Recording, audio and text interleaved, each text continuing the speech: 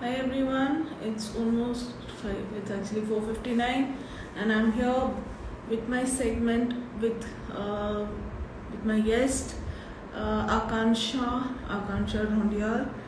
Um, Akansha will be joining us in a while. Till then, I'll tell you very brief. Akansha is a very vibrant girl. She is uh, she's like in a very short span of time she's done her journalism. She's a full mass of creativity. She's wealth of creativity she has. She's into photography. She's done her she's joined us, so I'm kind of calling her on board. Okay, let me invite her. Okay, so I've invited her and she'll be here with us soon. Let me straight to my camera. Hi Akansha. Thank you. Hello, ma'am. How are you? Very good. Thank you so much for joining in. आवाज clear है? जी ma'am, आपको आ रही है मेरी आवाज? Perfect है. ठीक है ना. मैं बता रही थी क्योंकि अभी लोग ज्वाइन कर रहे हैं वंडरफुली.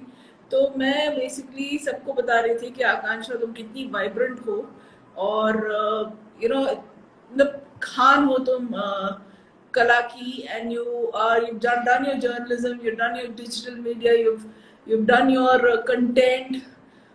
तुम बहुत कुछ कर रही हो. ठीक है. And in a very short span of time. ठीक है. See, there are people who are already saying good evening, Akansha. So you're already a wave good here. Evening. Good. So, and right now, this month, हमारा जैसे मैं अक्सर बताती हूँ कि हमारा मुद्दा रहता है एक पर्टिकुलर टॉपिक को उठा के हम बात करते हैं. So this month we are talking about learning. ठीक है. Now, when we talk about learning, Akansha, ठीक है, and you started working at an age of 17, right? है ना? जी So इतनी जल्दी इतना जल्दी से जब तुमने शुरू किया, how did you start and tell me about your learning journey. क्या हुआ था, कैसे शुरू किया तुमने? जर्नलिज्म भी किया, डिजिटल भी किया, इतनी क्रिएटिव हो तुम, कैसे करती हो इतना सब कुछ? Ma'am, actually it started when I was in 10th standard. 10th में क्या हुआ था, I was been a creative person since I was born.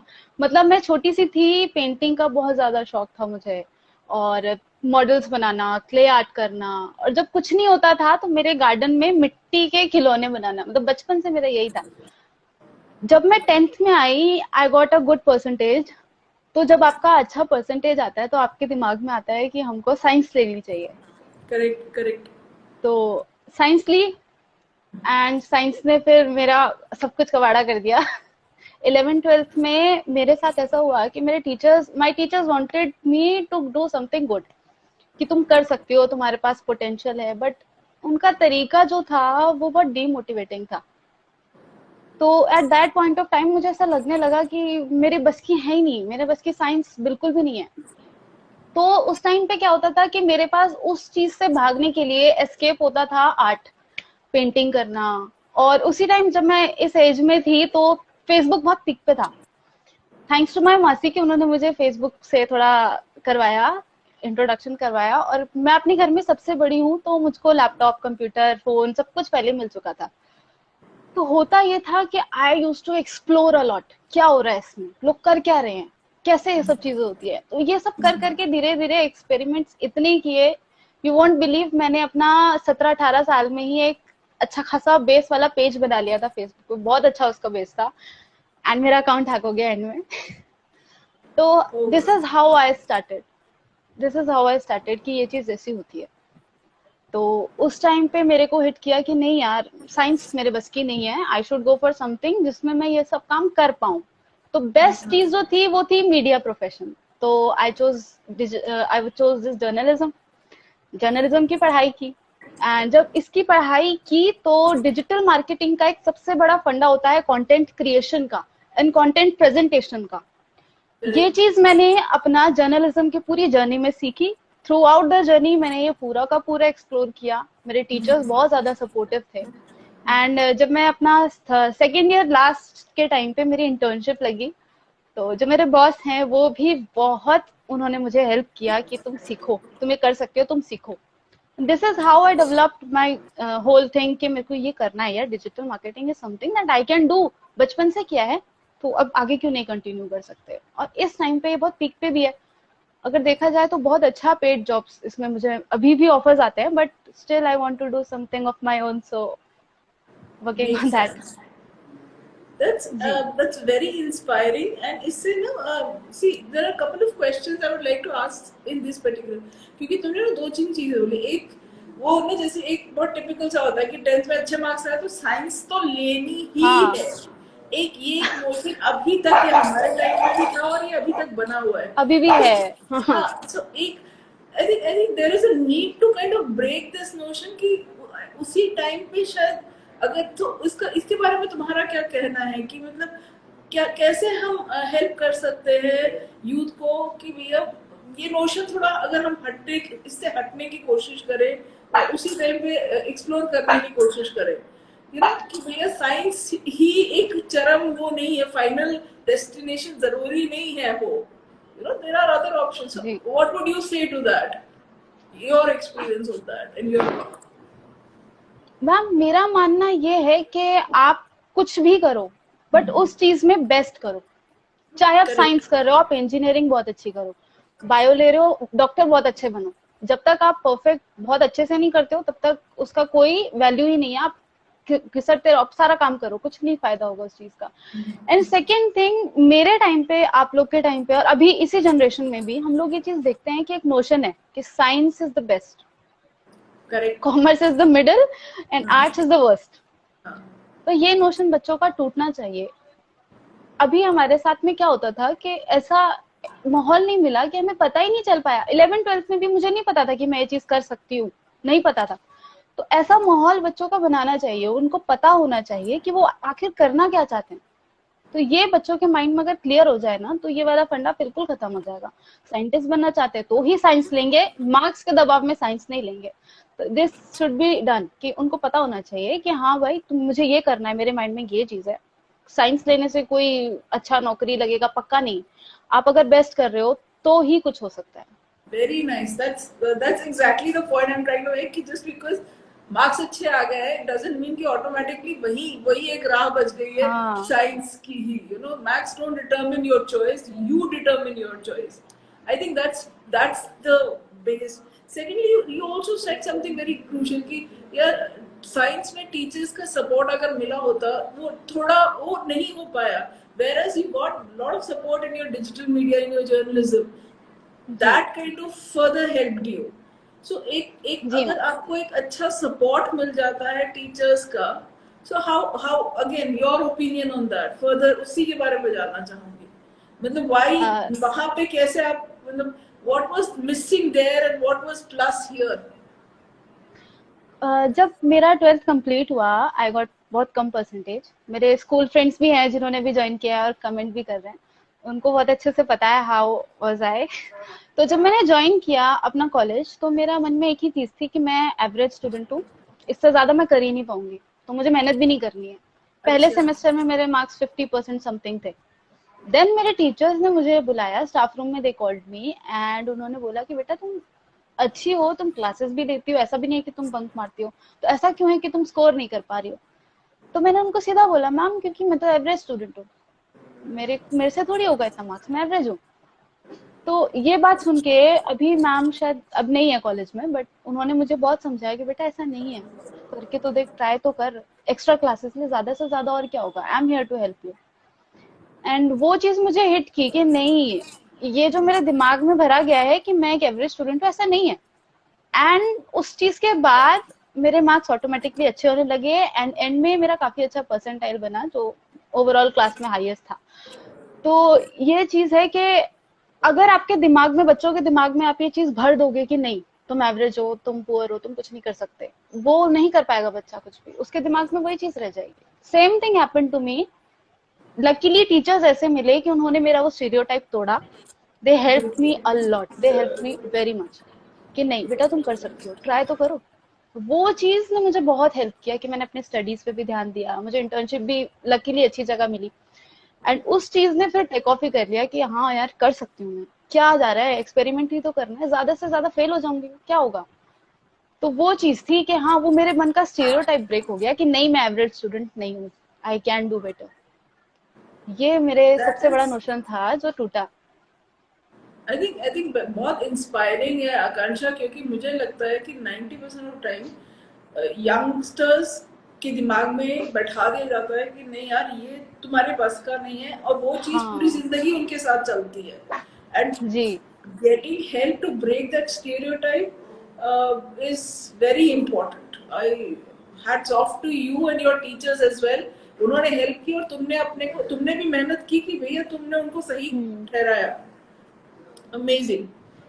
See, there is one thing, आकांक्षा, जो मुझे ना अक्सर वो करती है, because see हम लोग उस एज से निकल गए, मैं अपनी एक जनरेशन की बात कर रही हूँ, but you are still in that age, you're very young, you just so there is nowadays there is a world called adulting, जब बच्चे 20s में हैं, and they are taking on responsibilities, अपनी जिम्मेदारियों का एहसास भी हो रहा है। how is that challenging nowadays? मतलब वो नए challenges किस तरह के आ रहे हैं? मैम ये इस चीज के ऊपर तो it is a debatable topic पहली बात। क्योंकि मेरी एज में, आपका मुझे पता नहीं है बट मेरे टाइम पे ऐसा है कि हम लोगों के दिमाग में एडल्टिंग का मतलब ड्रिंक करना, रात में पार्टीज करना, ये अच्छा। सब चीजें हो चुकी हैं।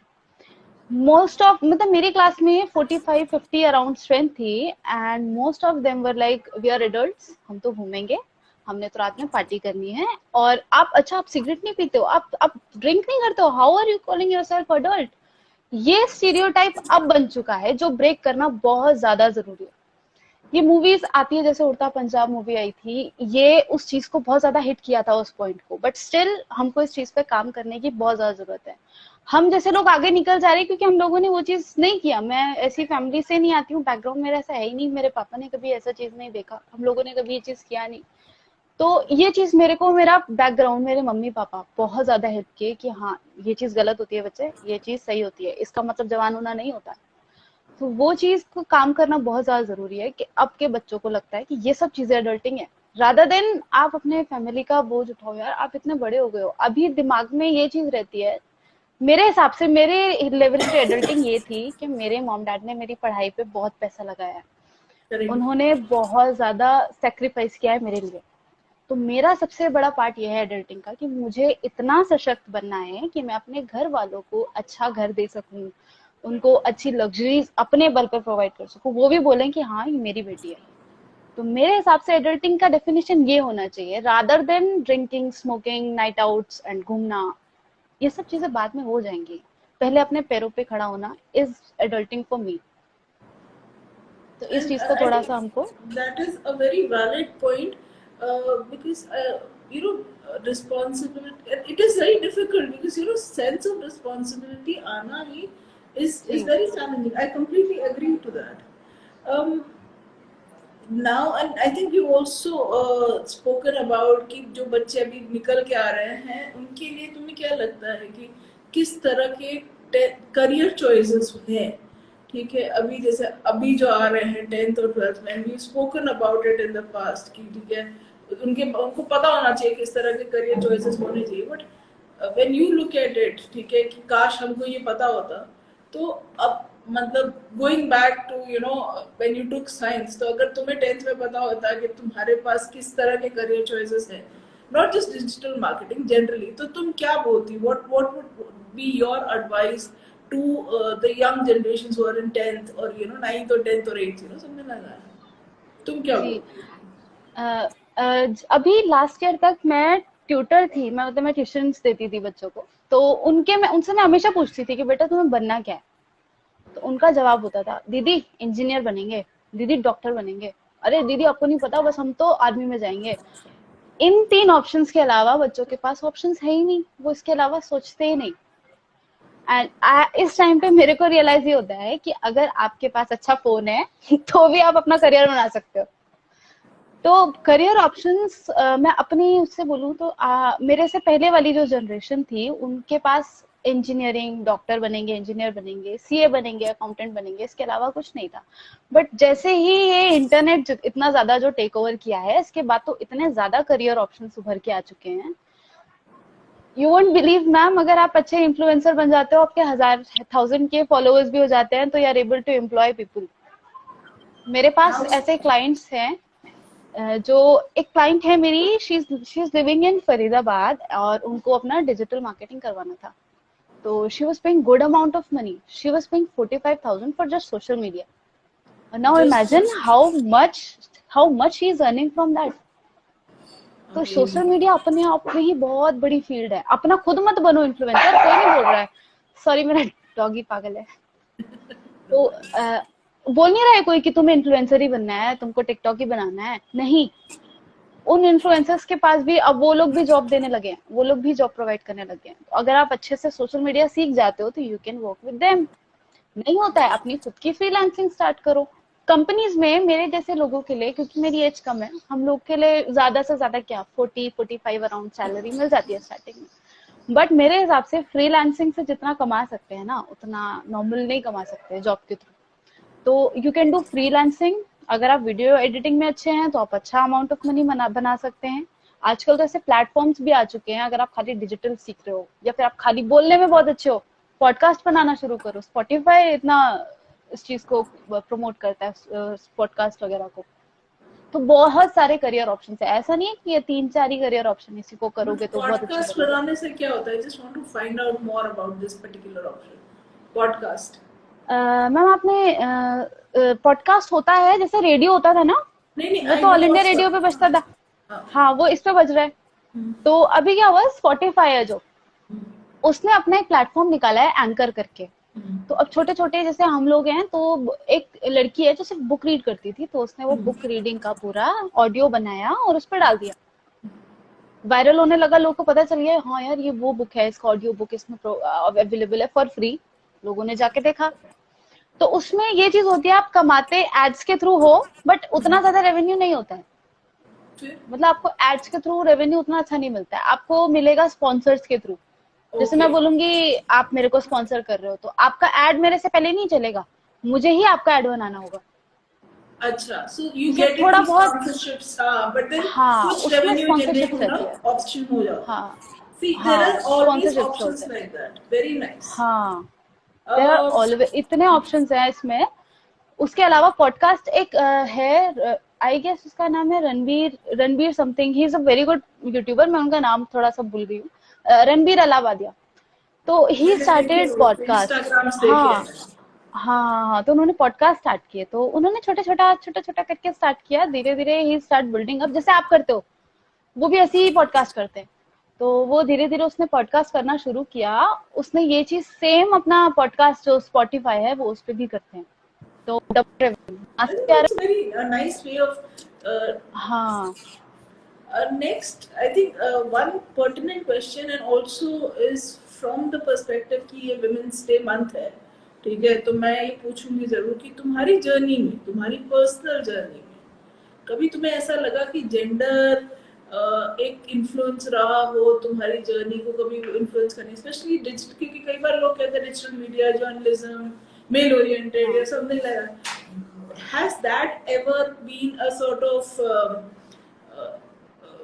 वो कहते हैं ना, क्या कभी इस किस कुछ उसका कोई इन्फ्लुएंस रहा है तुम्हारी पर्सनल लर्निंग जर्नी में? That is what I want to ask. जी। मैम, मैंने जब स्टार्ट किया था, आई वाज 17 जब मैंने सब स्टार्ट किया। तो पहले मैंने ना मूवीज के पेजेस बनाना स्टार्ट किए। धीरे धीरे पता चला कि अगर आप अपनी शक्ल दिखा दोगे तो you will get more followers. मैंने वही किया, हुआ बहुत अच्छे फॉलोअर बेस बना। बट जो मेन चैलेंज मैंने किया, जो चीज मेरे को आज तक बहुत ज्यादा डिस्टर्ब करती है, वो चीज ये थी कि मेरे फोटोग्राफ्स को यूज करके एक लड़का फेक अकाउंट बनाता है। मेरे नाम से वो लोग मेरे नाम पे वो लड़कों से रिचार्ज करवा रहा है अपना फोन। ओ माय मेरे गॉड. नाम पे वो उन लोगों से पैसे ऐड रहा है, मेरी शक्ल दिखा के और फेक अकाउंट बना के वो ये सब चीजें कर रहा है। तो वो चीज ने मेरे को बहुत अंदर से बहुत ज्यादा डिस्टर्ब किया था। तो ये चीज को लेके मैं अपने चाचा मम्मी पापा के पास गई। तो उन्होंने फिर FIR हुई, सब कुछ पता चला कौन था क्या था, सब कुछ पता चला कि ऐसी ऐसी चीज हुई थी। बट वो एक इंसिडेंट जब आपके साथ हो जाता है, आपको आपकी आइडेंटिटी को यूज कर रहा है, तो वो आपको अंदर से, बीइंग अ गर्ल, वो आपको अंदर से बहुत ज्यादा हॉन्ट करता है। और उस टाइम पे, एब्सोल्युटली। हाँ, उस टाइम पे ये चीजें होती थी, लोग फोटोशॉप कर देते थे आपकी फोटोज, कुछ भी बना देंगे आपको, फोटो मॉर्फिंग बहुत होती थी। तो वो चीज अंदर से जो दहलाती है, 17 साल का एक टीन बच्चा, तो उसको किस बुरी तरह उसने दहलाया होगा। वो चीज आप आज भी देख सकते हो मेरे पेजेस पे, मैं अपनी फोटोज बहुत कम डालती हूँ, क्योंकि मेरे आई साथ ये सी, चीज हाँ। हो चुकी है। तो ये चीज हो चुकी है मेरे साथ कि, तो उस चीज ने आज तक मुझे इतना डीप इम्पैक्ट किया है कि हाँ, मैं अभी भी नहीं डाल पाती हूँ। अभी भी मैं वही अपना फोटोग्राफी का पोस्ट डाल दिया, कुछ भी डाल दिया, पर अपनी फोटो डालती हूँ, और गलती से किसी एक आदमी ने सेव भी कर ली, तो वो चीज भी अंदर से आपको दहला देती है, आज तक वो डर है। तो एक लड़की हो आप, तो आपके फेक अकाउंट्स बनेंगे, आपके नाम पे ऐसी बहुत सारी चीजें होंगी। तो ये चीज सिर्फ लड़कियों के साथ होती है यहाँ पे। इस चीज को भुला देते हैं कि हाँ, लड़कियों के फॉलोइंग्स भी ज्यादा होती हैं और इन्फ्लुएंसर्स में लड़कियां ज्यादा हैं। बट ये चीज है कि ये वाला एक चैलेंज अगर आप ओवरकम कर जाओ, जो कि बहुत मुश्किल होता है, बहुत मुश्किल होता है। तो ये मेरे को सबसे बड़ा चैलेंज मिला था, बीइंग अ गर्ल। आपकी फेक आईडी बनी, आपकी आइडेंटिटी को कोई और यूज कर रहा है, तो ये चीज बहुत ज्यादा हॉन्टिंग था। आई कैन इमेजिन, बहुत मुश्किल रहा होगा वो पूरा दौर। बहुत। और उसके बाद आई थिंक सबसे बड़ी बात है कि आपने उसके बाद हिम्मत नहीं हारी, you come back, you stayed in hmm. The field. दुगनी, I mean I, you know, एक मतलब मुझे तुम्हारे किसी एनर्जी पॉइंट से नहीं लगता है कि you kind of given up और यू हैव सेड कि नहीं यार, मैं इस फील्ड में नहीं आऊंगी, मैं नहीं दिखाऊंगी। You are actually there, you are doing it. तुम्हें तो इंस्पिरेशनल फील्ड में हाइट पे होना चाहिए, तुम्हें अपने आप को तो इसी बात पे शाबाशी देनी चाहिए, because that is an insightful वो। I think Akansha, matlab, height of respect for you is time pe, because I am very sure not many people would have had the guts to come back and वो जिस तरह से लोग, you know, because I can imagine it's not easy, and you're right, you were very young. Um, but then one thing I think, like you said, you had your parents' support there. So जी। वो भी बहुत बड़ा वो होता है कि भैया आप आपने तुरंत उनको अप्रोच किया, they supported you, they were, the communication was very clear, so that was a very priceless support which continued, I guess. जी। um, एक चीज और इस चीज में what मैं ऐड करना चाहूंगी, कि जब मेरे साथ ये हुआ था ना, तो ऐसा नहीं है कि मेरे मम्मी पापा ने बहुत प्यार से बोला कि नहीं नहीं कोई बात नहीं बेटा, हम तेरे साथ हैं, ऐसा नहीं होता है। नहीं डांटेंगे होता वो, है। क्योंकि उनको पता है कि तुम्हारी गलती है, दे विल स्कोल्ड यू। तो काफी सारे ऐसे लोग हैं जो ये चीज को समझते हैं कि नहीं यार, मेरे पेरेंट्स मुझे सपोर्ट नहीं कर रहे हैं, सिर्फ उस डांट की वजह से, जो जेन्युइनली डांटना जरूरी था। तो उस डांट की वजह से बच्चों को ये लगता है कि हाँ, मेरे पेरेंट्स मेरा साथ नहीं देते।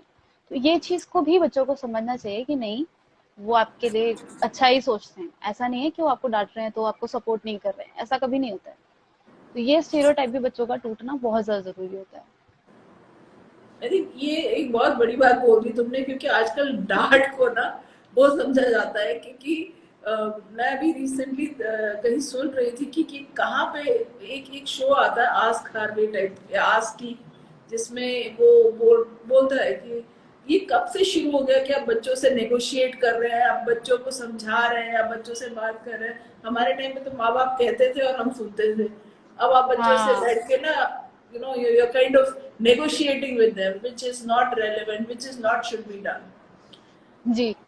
What is your 2 cents, matlab, and you've actually given some really inspiring messages today. You know, you've shared about your journey, तुमने अपनी journey के बारे में share किया, you've shared about your learnings, gender के बारे में।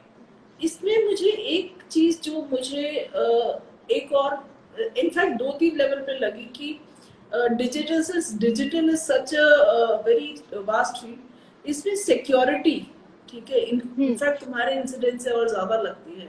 And I myself am very worried about it, because मेरे भी बच्चे हैं, I they are digitally prone, specially आजकल के टाइम पे जब पैंडेमिक है।